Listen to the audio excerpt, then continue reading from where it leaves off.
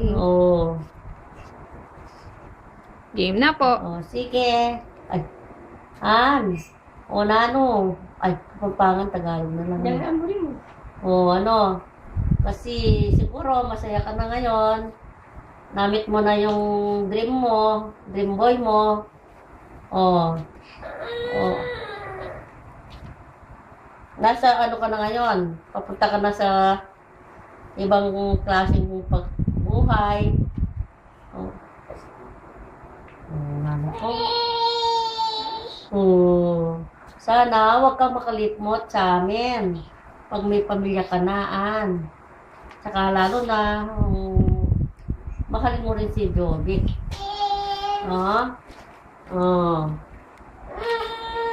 Huwag mo rin kalimutan yung itong katabi ko. Lemen may magwala yata. Nagwawala. Nagwawala si Mika kasi. Ayun mo, makikita ka dyan, may iyak ka.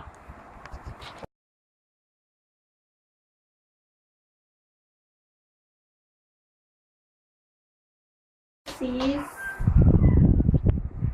best wishes, wishing for your successful marriage. Tsaka yan talaga yung pinakahihintay mo, di ba? Pinag-pray mo yan. Sana maging masaya kayo ni Joby. Happily ever after. Till death. Yun. Ikaw, Ken. Siyempre, kasama mo rin si Ken sa iyong mga kaligayahan, no? Ikaw, Ken. Bebe.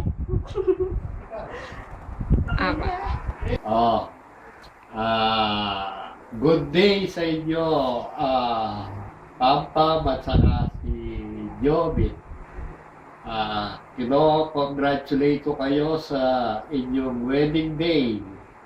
I wish na yung marriage life na magiging successful.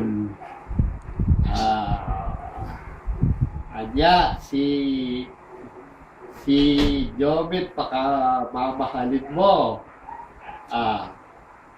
Saka pagdating mo yung rito sa atin, siguro yung pagtutungo ninyo sa ibang buhay na bilang magpamilya, isang malaking responsibilidad yan sa pamilya.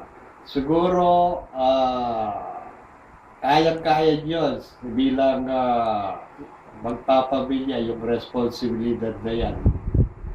Na sana kahit na nag-asawa kayo, si Kiel huwag niyong pababayaan. At saka yung ating pamilya, huwag niyong pababayaan. Na kayong dalawa ay hanggang lifetime na magmahalan kayo. Sige, wala na akong ganong sasabihin na yung pamuli kong sasabihin na kinokongratulate ko kayo na bilang mag-asawa. Si tatay ito, Jobit, Ana, Pamela. I-edit mo na lang